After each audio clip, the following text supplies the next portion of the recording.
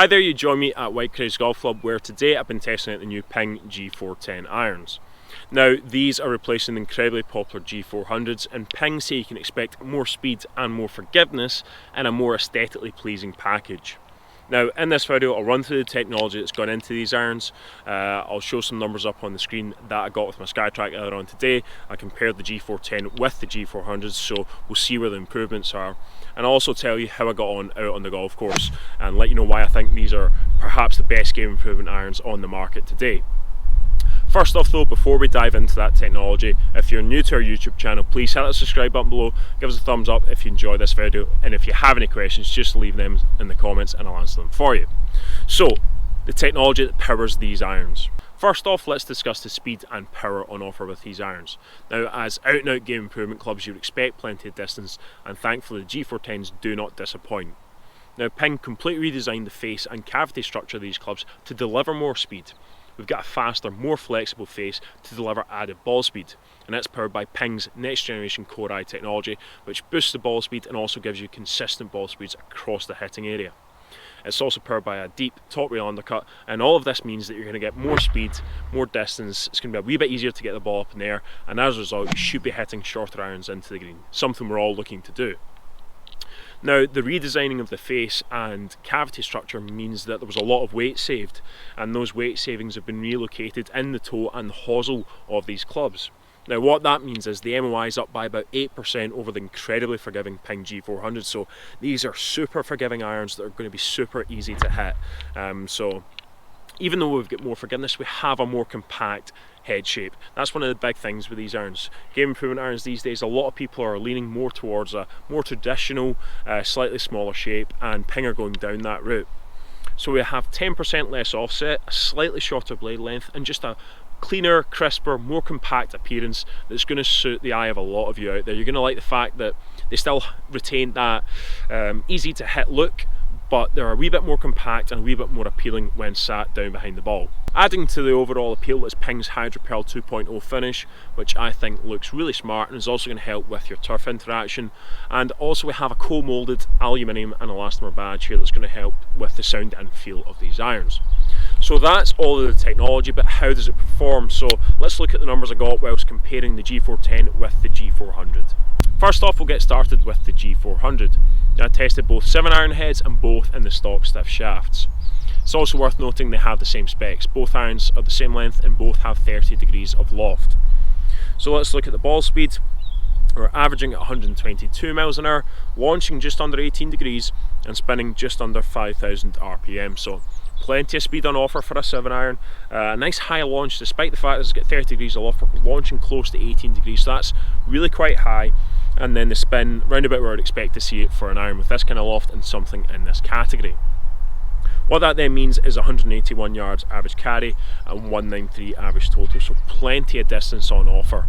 But the thing I take away with the G400 is just how easy it is to get up in the air. It's so easy to launch that ball into the sky. You can see the peak height at 31 yards. These things have such a towering ball flight, really easy to stop in the greens and just so easy to hit. So really fantastic performance all around from one of the best game improvement irons over the last few years. Now on to the G410. You see my ball speed creep up slightly to 123 miles an hour. My launch angle also jump up a little bit to 18.3 degrees and the spin remain roughly the same. So I'm getting a little bit more speed thanks to that faster, more flexible face, and it's also helping to launch the ball a little bit higher along with the improved MOI. So that improved CG location just giving me a little bit more launch, which means the peak height is also up by a yard, so flying slightly higher. What it then means in terms of distance is we're up 3 yards to 184 yards on average, and the total distance is up to 196. So I'm getting 3 yards of added carry with the G410, so a little bit more distance. In terms of the differences, not too much there. There is definitely improvements with the G410, but there's not a massive jump. But you're going to get some more speed, and it's also going to launch the ball a little bit higher. So in terms of performance, delivering everything I would want, you know, from a game improvement iron. Good ball speed, nice high launch, really easy to get up in the air, and solid distance. So in terms of the numbers, the G410 is outperforming the G400, but not by a massive amount. Now it's out in the golf course where the G410 really starts to get its nose in front of the G400. First off, I need to discuss the looks. The slightly shorter blade length, the more compact appearance and significantly less offset means this iron sits so much better down behind the ball than the G400s. I also think this is one of the best looking game improvement irons on the market.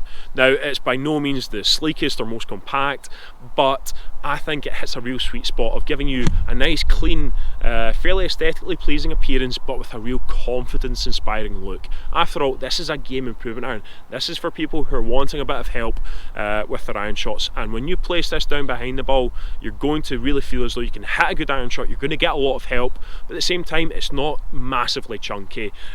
It's got a fairly clean, fairly nice appearance with that Hydro Pearl 2.0 finish, and I just think it finds that sweet spot really well. So one of the best looking game improvement irons on the market for me.